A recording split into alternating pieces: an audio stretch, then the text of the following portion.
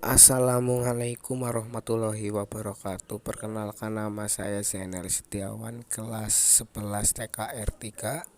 Nomor absen 27, akan menjelaskan tentang well alignment. Well alignment 1. Uraian kombinasi sistem kemudi dan sistem suspensi harus menghasilkan stabilitas kendaraan stabil dalam pengemudian dan daya balik kemudi yang baik agar sistem kemudi dan suspensi dapat berfungsi dengan baik. Maka roda-roda depan harus diatur dengan benar untuk menjalani penanganan kendaraan dengan benar. Cara mengurangi atau memperkecil stres dan keausan dari tiap komponen yaitu dengan mengatur letak geometris mekanisme suspensi dan kemudi. Front well alignment terdiri dari penyetelan sudut yang ukuran roda depan komponen dan komponen kemudi setelah terpasang pada bodi atau chassis. Pada umumnya dapat dikategorikan dalam elemen berikut: 1. Chamber, 2. Steering axis, 3. caster, 3. toe angle, 4. touring radius. Pengaturan sudut-sudut dan ukuran ini tergantung pada sistem suspensi, sistem menggerakkan roda, dan sistem kemudi. Tujuannya agar kemampuan kendaraan dan stabilitas kemudi dapat mencapai optimum. Stabilitas mengemudi serta menggunakan komponen dapat bertahan lama. Chamber, roda-roda depan kendaraan dipasang dengan bagian atasnya miring mengarah keluar atau ke dalam. Ini akan dapat dilihat langsung dari bagian depan. Ini disebut chamber, dan pengukurannya dalam derajat kemiringan dari posisi vertikal. Bila miringnya roda ke arah luar disebut chamber positif, sebaliknya bila miringnya ke arah dalam disebut chamber negatif. 3. Steering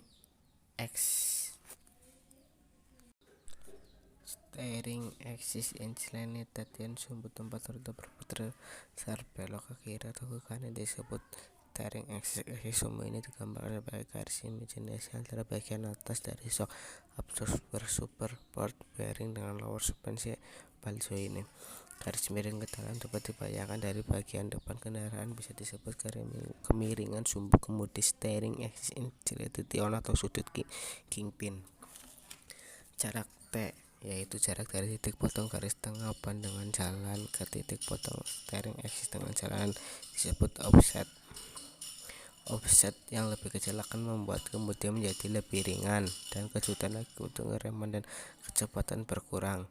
Di samping itu, steering inclination menghasilkan daya balik kemudi dengan cara memanfaatkan berat kendaraan. 4. Chassis. Garis tengah steering axis biasanya miring bila dari samping. Sudut yang dibentuk oleh garis ini dengan cara garis vertikal disebut caster.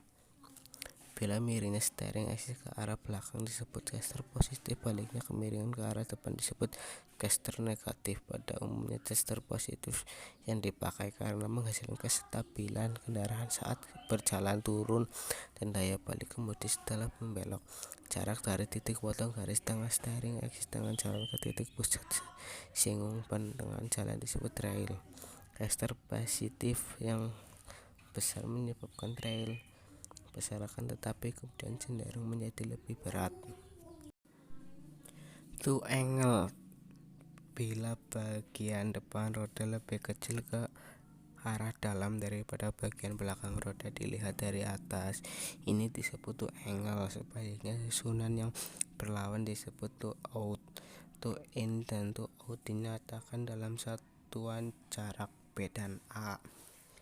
Bila roda depan memiliki chamber positif, maka bagian atas roda miring mengarah keluar. Hal ini akan menyebabkan roda-roda berusaha menggelinding ke arah luar pada saat kendaraan berjalan lurus, dan akan terjadi side slip, dan ini akan mengakibatkan ban menjadi aus. Untuk toe in digunakan pada roda-roda depan untuk mencegah roda menggelinding keluar yang disebabkan oleh camber. Turning radius, bila roda depan kanan dan kiri harus mempunyai sudut belok yang sama besar, turning radiusnya harus sama. R1 sama dengan R2. Akan tetapi masing-masing roda akan berputar mengelilingi titik pusat yang berbeda, 1 dan 2. Akibatnya kendaraan tidak dapat membelok dengan lembut karena terjadinya slip pada roda. Untuk mencegah ini, knok arm dan tipe rod disusun agar pada saat membelok roda sedikit to out. Akibatnya sudah belok roda inner sedikit lebih besar daripada sudut belok roda outer dan titik pusat putaran roda kiri dan kanan berhimpit. Akan tetapi turning radiusnya berbeda, R1 sama besar R2. Prinsip ini disebut prinsip Ackermann. Side slip. Side slip adalah jumlah jarak slipnya roda kiri dan kanan ke arah samping pada saat kendaraan bergerak. Side slip diukur dengan side slip tester pada saat kendaraan bergerak lurus dan perlahan. Side slip pada umumnya dinyatakan dalam mm/1 m. Bergeraknya kendaraan ke depan pada umumnya besarnya side slip adalah 0,0 sampai 3 mm dalam kurung 0 sampai 0,118 in. Tujuan mengatur side slip adalah untuk menilai wheel alignment secara keseluruhan pada saat kendaraan berjalan lurus. Terjadinya side slip terutama disebabkan oleh kesalahan camber atau tindakan tetapi caster dan sudut kingpin steering assist instation perlu mendapat perhatian pemula. Sekian dan terima kasih. Wassalamualaikum warahmatullahi wabarakatuh.